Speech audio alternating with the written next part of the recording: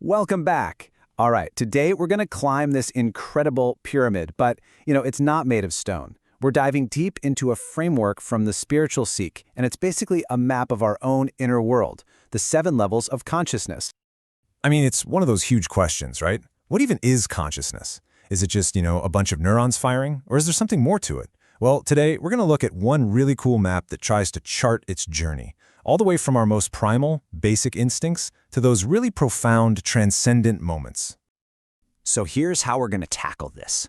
First, we'll map out the inner world. Then, we'll hit the foundation of being, climb up into the architecture of our thoughts, take a journey into the self, and finally, check out the view from the top. All right, let's get into it. Okay, so first up, Section 1, Mapping Our Inner World. Before we can start climbing, we really need to get our heads around the main idea, the core metaphor that's going to guide us. It's a really powerful way to think about your own awareness. The Spiritual Seek article uses this great analogy. It's like a set of nested Russian dolls. The higher you go, the wider your view gets. But here's the key thing. Each level contains the ones below it. The higher levels don't just erase the lower ones, they include them. Think about it. You can be deep in thought, contemplating philosophy, but you still feel hunger, right? That's a primal instinct from a lower level. The whole point is that at any given moment, one of these levels is usually kind of in the driver's seat, shaping how you see everything. All right, let's start the climb. Section 2, the foundation of being. We're starting at the very bottom of the pyramid, the levels that are all about our physical, biological reality. This is the bedrock that everything else is built on. So, Level 1 is Instinctual Consciousness. This is our ancient software, our evolutionary autopilot.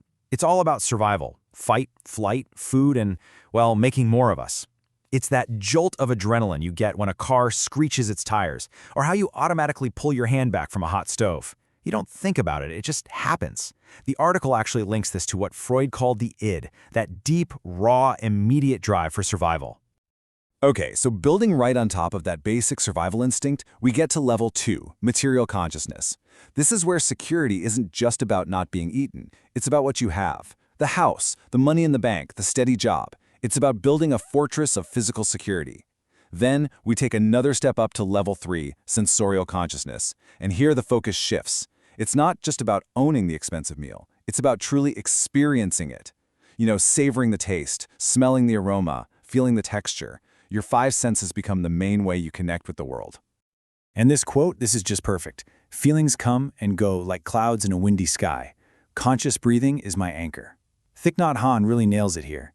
He's talking about grounding yourself in a simple, bodily sensation, your breath. That's your anchor. It's what gives you the stability to even think about climbing higher. It all starts with being present in your body. So, with that foundation, let's see what's next.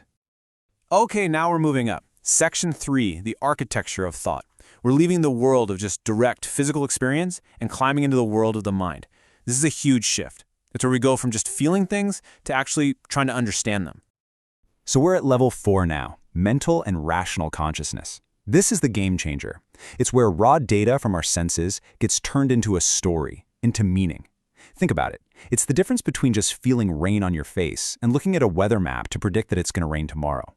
We start to see patterns, use logic, and solve problems. This is where we build our whole understanding of how the world works. And of course, who else could sum this up but René Descartes? I think, therefore I am. This is the anthem of Level 4, right? For Descartes, the very act of thinking, of being rational, was the absolute proof that he existed. At this level, reason is king. It's the foundation of who you are and what you know. It's all about objective analysis and figuring things out. But what's really cool is that even rationality has its own levels. You start with what you could call concrete rationality. That's like a detective solving one specific crime, piecing together the clues right in front of them. But then you can evolve to methodic rationality. And that's a whole different ballgame. It's not just solving one problem. It's building a system to solve all problems like it. It's like a physicist who doesn't just explain one falling apple, but discovers the universal law of gravity. All right, here's where the climb gets really interesting. Section 4, Journey to the Self. We're making a big turn here. We're moving beyond just logic and facts, beyond asking what is, and we start asking what should be. This is where our awareness really starts to turn inward. So we're at level 5, idealism, and there are kind of two flavors here. First, there's positive idealism.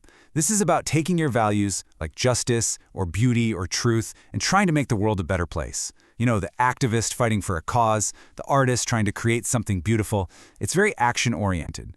Then you have Platonic idealism. This is a bit more abstract. It's about contemplating the perfect form of those ideas, like a mathematician who just appreciates the pure, elegant beauty of a theorem, separate from any real-world application. And now, the journey goes almost completely inward. Level 6 is soul consciousness. Think of it as having two main paths.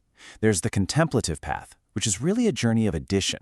It's about exploring your inner world, observing your own thoughts, trying to answer that ancient call to know thyself. But then there's the ascetic path, which is a journey of subtraction.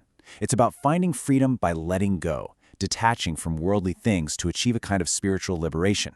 This is what you see with monks and sadhus all over the world.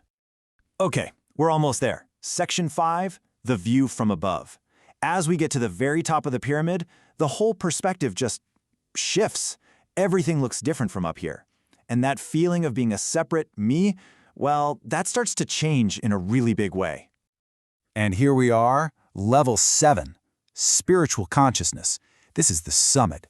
And what's crucial to understand is that this isn't described as a belief system or a philosophy.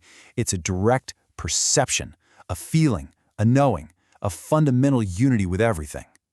That feeling of being a separate person in a separate body just dissolves, and what's left is this profound awareness that you are part of one single, unified existence. And honestly, I don't think anyone has ever said it better than the poet Rumi. You are not a drop in the ocean. You are the entire ocean in a drop. Wow. I mean, that's not just beautiful poetry, right? It's pointing directly at this core mystical idea of non-duality. The idea that the entire universe isn't just out there, it's also right here, inside of you. So here's the most important takeaway, maybe of the whole thing. Reaching the top of this pyramid doesn't mean you just float away and stop caring about the lower levels. You don't abandon your instincts or your logic. The real goal is integration. It's about harmonizing every single level. Think of it like a symphony conductor. The conductor doesn't get rid of the violins or the drums. They guide all the instruments to play together to create one beautiful, coherent piece of music. That's the vision here.